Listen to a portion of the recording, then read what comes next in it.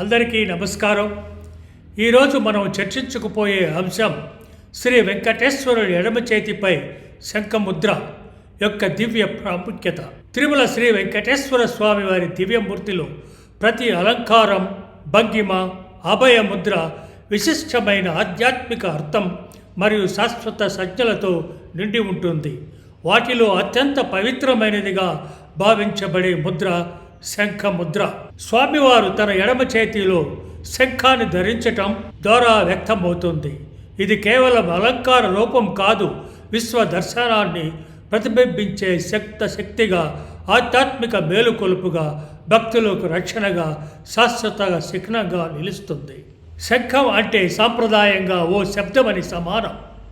ఆ శబ్దమే సృష్టికి ఆది బిందువుగా భావించబడుతుంది. భగవంతుని చేతిలో శంఖం ఉన్నప్పుడు అది ధర్మాన్ని స్థాపించడమే కాకుండా భక్తుల హృదయాలను మేల్కొలిపే పవిత్ర శబ్దముగా మారుతుంది. ఈ ముద్ర వేదాలలో వర్ణించబడినదే కాకుండా పురాణాల్లో విస్తృతంగా ప్రస్తావించబడింది. తమిళ్ ఆళ్వారుల పవిత్ర పాసురాలలో ఈ ముద్రకు విశేష స్థానం ఉంది. ఈ ఉపన్యాసంలో శంఖ ముద్ర యొక్క శాస్త్రీయ ప్రామాణికత, పురాణాల ఆధారాలు మరియు భక్తి తాత్వికతను సమన్వయాన్ని అన్వేషించబోతున్నాం. ఇది భక్తుల మనసులను భగవంతుని వైపు నడిపించే దివ్య సంకేతంగా ఎలా పనిచేస్తుందో విశదీకరిస్తాము. ఇప్పుడు మనము పంచశంఖాలు విశిష్టత గురించి తెలుసుకొనిదమా? వైష్ణవ సంప్రదాయంలో శ్రీ మహావిష్ణువు 5 పవిత్ర శంఖాలను ధరించేవాడిగా పరిగణించబడతాడు. ఇవి పంచశంఖాలు అనే పేరుతో ప్రసిద్ధి పొందాయి. ప్రతి శంఖం ఒక విశిష్టమైన దివ్య గుణాన్ని మరియు విశ్వరచన సూచిస్తుంది. ఆ శంఖములు ఏమనగా అనంత శంఖం, పాంచజన్య శంఖం, జలజ శంఖం, వామదేవ శంఖం, సర్వతోముఖ శంఖం. శ్రీ వెంకటేశ్వర స్వామి ధరించి ఉన్న శంఖము పేరు పాంచజన్య శంఖం. ఈ 5 శంఖాలలో శ్రీ వెంకటేశ్వర స్వామి తన ఎడమ చేతి వైపు పాంచజన్య శంఖాన్ని ధరించి ఉన్నారు. ఇది ధర్మాన్ని రక్షించే స్వామివారి పాత్రను సూచిస్తుంది. ఇది భగవద్గీత శబ్దాన్ని, ఓంకారాన్ని ధ్వనిని ప్రతిధ్వనిస్తూ భక్తుల హృదయాల్లో భగవంతునితో ప్రత్యక్ష సంబంధాన్ని ఏర్పరుస్తుంది. పాంచజన్యం శంఖము యొక్క అర్థము ఏమనగా, పంచ అనగా 5 మూలతత్వాలు, భూమి, జలము, అగ్ని, వాయువు, ఆకాశమని అర్థము. జడ్యము అనగా వాటి నుండి పుట్టినది, అంటే పంచభూతాలకు మూలమైన సృష్టిని సూచించే దివ్య శబ్దము అని ఈ శంఖమునకు అర్థం. ఇప్పుడు మనము వైష్ణవ పరంపరలో శంఖం యొక్క చిహ్నాత్మకతను గురించి తెలుసుకునేదము.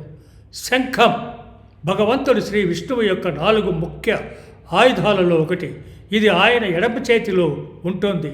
శంఖం అనేక దివ్య భావనలు సూచిస్తుంది. ఆ భావనలు ఏమనగా, 1 నాద బ్రహ్మ, ఈశ్వర సృష్టికి మూలమైన ప్రాథమిక ధ్వని అనగా నాదం, దీనిలో నుండి సృష్టి ప్రాప్తిస్తుంది. 2వది ధర్మఘోష, ధర్మాన్ని ప్రకటించే శబ్దం, అది భగవంతుని సాన్నిధ్యాన్ని తెలియజేస్తుంది మరియు ఆధారాన్ని నశింపజేస్తుంది. 3వది శుద్ధీకరణ, శంఖనాదం చుట్టుపక్కల వాతావరణాన్ని, శరీరాన్ని, మనస్సును పవిత్ర పరిస్థితుందనే విశ్వాసం. 4వది విజయం, శంఖం ధ్వని సత్యం యొక్క మాయపై విజయం సాధించిన దృఢ సంకేతం. ఇంతవరకు మనము శంఖం యొక్క విశిష్టత గురించి తెలుసుకున్నాము. ఇప్పుడు శంఖ ముద్ర ఏ విధముగా వేదాలలో, పురాణాల్లో, ఇతిహాసాలలో, ఆళ్వారుల పరసంలో వర్ణించబడి ఉన్నదో తెలుసుకునేదమా? మొదట ఋగ్వేదంలో ఒక శ్లోకంలో ఈ విధముగా వర్ణించబడి ఉన్నది. ఆ శ్లోకం ఏమనగా, వక్రాత్ శుక్రం ప్రతుస్దాశ నాథం అనంత విద్య. ఈ శ్లోకం యొక్క అర్థం ఏమనగా, వక్ నుండి పవిత్రమైన అనంతమైన శబ్దం ఉద్భవిస్తుంది. దీనిని జ్ఞానులు గ్రహిస్తారు.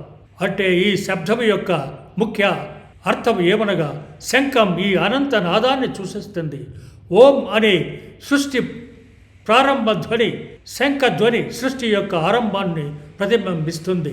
మరి యొక్క శ్లోకం సామవేదము నుంచి ఈ విధముగా వర్ణించబడినది. ఆకాశ సస్యనాదం శుక్రం సర్వం అభిపరీత. ఈ శ్లోకం తెలుగు అనుభవం ఏమనగా, ఆకాశాన్ని నింపే పవిత్ర ధ్వని, అది అన్ని దిక్కులకు వ్యాపిస్తుంది. అంటే శంఖం ఆకాశీయ ధ్వనికి చిహ్నంగా ఉంటుంది. ఇది శ్వాసాన్ని సమతుల్యంగా ఉంచే శాంతిని మరియు దైవ చైతన్యాన్ని తీసుకొచ్చే ధ్వని. తైత్రేయ ఉపనిషత్తులో మరి ఒక శ్లోకం శంఖ ముద్రను గురించి ఈ విధముగా వర్ణించబడి ఉన్నది. యో వైశ్య భూమా తత్వం నాద ఆత్మా ఏవా. ఈ శ్లోకం యొక్క భావం ఏమనగా అనంతమైనదే ఆత్మ, దానికి మూలం నాదమే. ఈ శ్లోకం విశదముగా వివరించిన మనకు తెలియవచ్చున్నది ఏమనగా శంఖం నాదముని ప్రతినిధిగా మారుతుంది. అది పరమాత్మ సృష్టిలో తనను వ్యక్తపరచుకునే మార్గంగా నిలుస్తుంది. ఇప్పుడు మనం పురాణాలలో శంఖ ముద్రను గురించి ఏ విధంగా వివరించి ఉన్నారో తెలుసుకునేదమా. విష్ణు పురాణం నుంచి ఒక శ్లోకంలో శంఖ ముద్రను గురించి ఈ విధముగా వర్ణించబడినది. శంఖోయ పావన పుణ్య నాదకారి శిరోత్తమ. ఈ శ్లోకం యొక్క తెలుగు అనువాదం ఏమనగా ఈ శంఖం పవిత్రమైనది, పుణ్యదాయకమైనది మరియు దివ్యమైన శబ్దాన్ని ఉత్పత్తి చేసే ఒక మహామాన్యతమైనదిగా తెలియజేయుచున్నది. అంటే ఈ శంఖం కేవలం ఒక వాద్యపరమైన సాధనమే కాదు, ధర్మాన్ని చాటే ఆయుధం కూడా ఉంది. దీని ధ్వని వినేవారిని పవిత్రులను చేస్తుందని అర్థం. మరి ఒక శ్లోకము భగవత్ పురాణం నుంచి కూడా శంఖ ముద్రను గురించి వర్ణిస్తుంది. శుభ్రం ధ్వనిం పవిత్రం చర్మస్య పోషకం తదా. అంటే ఈ తెలుగులో అనువాదం ఏమనగా శంఖం ధ్వని స్వచ్ఛమైనదిగా పవిత్రమైనదిగా ఉండి ధర్మాన్ని ప్రకటిస్తుందని అర్థం. శంఖాని ధ్వని భగవంతుని ధర్మఘోష, న్యాయాన్ని, ఆధ్యాత్మిక మేల్కొలుపును ప్రకటించే స్వర్ణంగా వర్ణించబడి ఉన్నది. పద్మ పురాణం సుందరాఖండలో ముద్రను గురించి ఈ విధముగా వర్ణించబడి ఉన్నది. విష్ణునా పావనార్థాయ శంఖ ధార్య సదా శుభ. దీని అనువాదము ఏమనగా విష్ణువు శంఖాన్ని ఎప్పుడూ ధరిస్తారు, పవిత్రతను నిలిపేందుకు సంకేతముగా నిలిచి ఉన్నది. ఈ శ్లోకం యొక్క అర్థం ఏమనగా శంఖం విష్ణువు చేతిలో శాశ్వతంగా శక్తివంతంగా ఉన్న ఒక ఆధ్యాత్మిక ఆయుధం. ఇది లోకానికి శుద్ధి, శాంతి, శ్రేయస్సును కలుగజేస్తుంది. ఇప్పుడు మనము ఆగమ శాస్త్రాలలో శంఖం గురించి ఏ విధముగా వర్ణించి ఉన్నారో తెలుసుకునేదమా. వైఖానసము మరియు పంచరాత్ర ఆగమ శాస్త్రాల ప్రకారం భగవంతుడు శంఖాన్ని ఎడమ చేతిలో అనగా వామపాని ధరిస్తాడు. ఇది భుజస్థాయిలో ఉంచి బయటికి కొద్దిగా వాలిపోయేలా చూపబడుతుంది. ఇది సూచించేది దుష్ట శక్తులను తొలగించడం, భగవంతుని మార్గదర్శక స్వరాన్ని తెలియజేయడం, దైవ దర్శనానికి వచ్చిన భక్తులకు మనస్సును శుద్ధి చేయడం. ఆగమాలు శంఖాన్ని ఒక జీవంత దేవతగా పరిగణిస్తాయి. దీనికి అభిషేకం చేయాలని, ఉపచారాలు సమర్పించాలని నిర్వచించబడింది. ఇందులో ప్రసిద్ధమైనది శంఖం పేరు పాంచజన్యం. ఇప్పుడు మనము వైష్ణవ భక్తి పరిచయంలో ఆల్వార్లు ఏ విధంగా శంఖముద్రను వర్ణించారో తెలుసుకునేదము. మొదటగా నమ్మల్వారు తన తిరుమయిలో ఈ విధముగా వర్ణించారు. సంగీస్నాద సుతరం ఆగుం.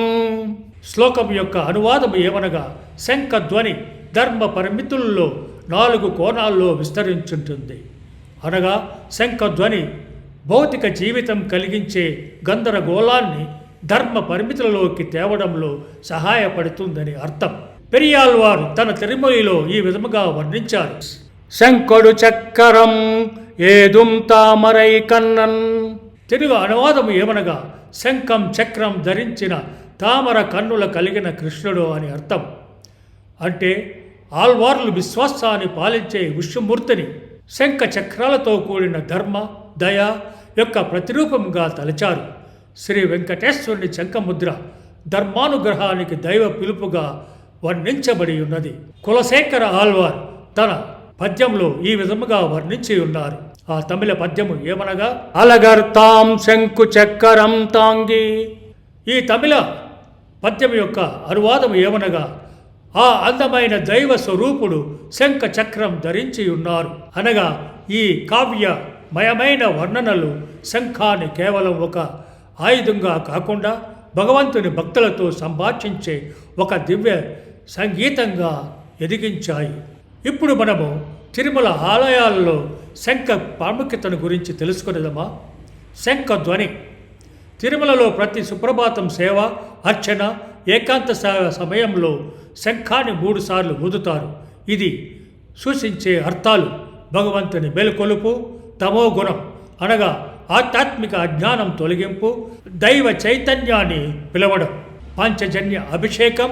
పండుగ సందర్భాలలో శ్రీ వెంకటేశ్వరుని శంఖానికి ప్రత్యేక అభిషేకాలు నిర్వహిస్తారు. దీని దేవతగా పరిగణిస్తారు, ఆరాధిస్తారు. శంఖ ముద్రపై తాత్విక వివరణలు. అద్వైత వేదాంతం శంఖాన్ని బ్రహ్మ యొక్క నాద రూపంగా చూస్తారు.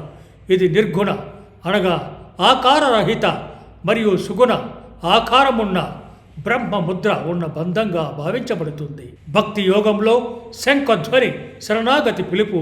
ఇది భక్తుని హృదయాన్ని దైవ కృపకు తెరుస్తుంది. యోగ సిద్ధాంతంలో శంఖం అజ్ఞాన చక్రాన్ని ప్రేరేపిస్తుంది. ఇది అంతర్ముఖ దృష్టి మరియు ఆత్మ నియంత్రణకు దారితీస్తుంది. శ్రీ వెంకటేశ్వరుని దివ్య సముఖములో శంఖ పాత్ర. కలియుగానికి అధిపతిగా ఉన్న శ్రీ వెంకటేశ్వరుడు తన ఎడమ చేతిలో శంఖాన్ని ధరించడం ద్వారా ప్రపంచ గందరగోళానికి మధ్య ధర్మాన్ని చాటి చెబుతుంది. చక్రం విశ్వనాయకుని ప్రతీకగా ఉంటుంది. శంఖం దయా పవిత్రతకు గుర్తుగా ఉంటుంది. శంఖం ఉన్న ఎడమ చేతి ముద్ర అనగా వామపాని భావపాప్తి, అంతర్ముఖత, దివ్య కృపను సూచిస్తుంది. ఇది భగవంతుని కారుణ్యాన్ని అత్యుత్తమంగా ప్రతిబింబిస్తుంది. ఇంతవరకు మనము శంఖ ముద్రను పురాణాలలో, ఇతిహాసాలలో, వేదాలలో ఆల్వారులు ఏ విధముగా వర్ణించి ఉన్నారో తెలుసుకున్నాము. దాని యొక్క విశిష్టత, గొప్పతనమును గురించి తెలుసుకున్నాము. ముగింపు ముందు మనం ఇంతవరకు చర్చించుకున్న విషయమును గురించి ఒక్కసారి తెలుసుకునేదమా? శంఖముద్ర ధర్మానికి, దయకు, భగవద్గారికి పిలుపునిస్తుందని చెప్పబడుతుంది. శ్రీ వెంకటేశ్వర స్వామి శంఖముద్ర కేవలం ఒక చిహ్నాత్మక హస్తముద్రమే కాదు. ఇది సనాతన ధర్మంలోని ఆధ్యాత్మిక సారాన్ని అనుభవించేందుకు ఒక పవిత్ర ద్వారంలా పనిచేస్తుంది. భగవానుడు తన ఎడమ పైచేయి పట్టుకున్న శంఖం అనేది శబ్దమైన ఓం ధ్వనికి సూచిస్తుంది. అదే సృష్టికి మూలం, ధర్మానికి పిలుపు మరియు దివ్య దయతో కూడిన ధర్మ రక్షణకు సంకేతం.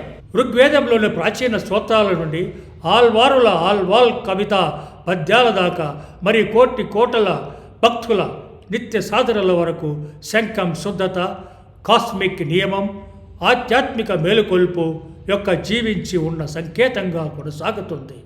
ఈ ముద్ర ద్వారా భగవంతుడు ఈ లోకంలో తాను నిర్లిప్త దర్శకుడిగా కాకుండా న్యాయం కాపాడే, సత్యాన్ని నిలబెట్టే, అంధకారాన్ని తొలగించే దయామయ సంరక్షకుడుగా ఉన్నాడని ప్రకటిస్తున్నాడు. ఈ ముద్రపై ధ్యానం చేయడం అనగా మన హృదయాలను విశ్వతత్వ శబ్ద తరంగానికి సరిపోల్చుకోవడం. ఇది భగవంతుని మాటలో కానీ శబ్దహిత పిలుపుకుంటూ భయాన్ని విడిచి ధర్మాన్ని ఆలింగనం చేసుకోవడం. భక్తి మరియు మోక్ష మార్గంలో నడక మొదలుపెట్టడం. భక్తులకు సందేశం ఏమనగా, ప్రేమైన భక్తులారా, మీరు స్వామివారి శంఖముద్రను దర్శించినప్పుడు ఇలా గుర్తుంచుకోండి, ఆయన పిలుపు ఇస్తున్నాడు. మీరు కేవలం ప్రార్థించడానికే కాకుండా మీ జీవితం మారుస్తానని. శంఖధ్వని మీ ఆత్మను మేలుకొల్పించాలి, మనస్సును శుద్ధి చేయాలి, కర్మలను మార్గనిర్దేశం చేయాలి. శంఖం మరియు చక్రం లాంటి దివ్య ఆయుధాలు కేవలం భగవంతుని శక్తిని సూచించవు. అవి భక్తులకు ఒక లోతైన సందేశాన్ని కూడా ఇస్తాయి.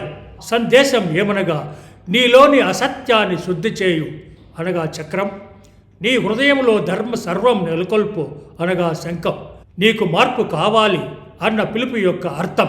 విధ్వంస ప్రతికూల స్వభావాల నుండి దివ్యత వైపు కదలాలి. ఇతరుల నుండి ఆశించకుండా మనం వారికి ఏమిచ్చామో ఆలోచించాలి. ఈ మార్పు లోకాన్ని మార్చడంలో కాకుండా మన మనస్సును మార్చడంలో ఉంటుంది. అది నిజమైన దివ్య మార్గం. శంఖముద్ర అది శబ్దమైన పవిత్ర ఓం ధ్వనిని సూచిస్తుంది. ఇది అంతరాంతరాల అంధకారాన్ని శుద్ధి చేసి జ్ఞానాన్ని నింపుతుంది. శంఖధ్వని భయాన్ని తొలగించి ధర్మాన్ని మేల్కొల్పుతుంది. అదేవిధంగా స్వామి మనలో భయంతో ప్రార్థించే స్థితి నుండి ధైర్యంగా ధర్మాన్ని ఆచరించే స్థితికి మార్చాలని కోరుతున్నారు. మన జీవితంలో ఎన్ని తుఫానులు వచ్చినా స్వామివారి శంఖధ్వని విజయం, పవిత్రత, శాంతిని సూచిస్తూ నిరంతరం ఊదుతూనే ఉంటుంది. గమనించండి, ఆ శబ్దంలో హృదయంలోని భగవంతుని ప్రేమతో కూడిన రక్షణ స్వరం వినిపిస్తుంది. శంఖం మీ మనస్సులో మేల్కొల్పుతుంది, చక్రంలో భ్రమల్ని తొలగిస్తుంది. ఈ దివ్య ఆయుధాలు మనకు చెప్పే సందేశం: నీలోని అసత్యాన్ని తొలగించు చక్రం, నీ హృదయంలోని ధర్మం సర్వాన్ని మేలుకొలుపు అని శంఖం తెలియజేస్తుంది. ఈ మార్పు అంటే నాశనకరమైన అహంకార పూరిత భావాల నుండి దైవికత వైపు మార్పు. ఇతరుల నుంచి ఆశించడం కాకుండా మనం వారికి ఏమిస్తున్నామో ఆలోచించాలి. శంఖం శబ్దం అంటే ఏమనగా తమో గుణాన్ని తొలగించటం, ధర్మాన్ని మేల్కొల్పటం, భయాన్ని తొలగించి ధైర్యాన్ని ప్రేరేపించటం. ఈ శబ్దం మన హృదయాల్లోనూ వినపడుతుంది. శాశ్వతమైన దైవ రక్షణ, ప్రేమ, శాంతికి ప్రతీకగా నిలుస్తుంది. ఓం నమో నారాయణ. మీకు ఈ ఉపన్యాసం నచ్చి ఉంటుంది అనుకుంటాను. ఈ ఉపన్యాసాన్ని మీ మిత్రులకు, బంధువులకు, శిష్యులకు పంపవలసినదిగా కోరుచున్నారు. ఈ ఛానల్ సబ్స్క్రైబ్ చేసుకోండి to know more about Hindu culture and civilization. ముఖ్యంగా శ్రీ వెంకటేశ్వర స్వామి యొక్క మహత్యాన్ని, ఆ ముద్రల యొక్క పవిత్రతను తెలుసుకొని ముక్తి మార్గమును పొందవచ్చని తెలియజేయుచున్నారు.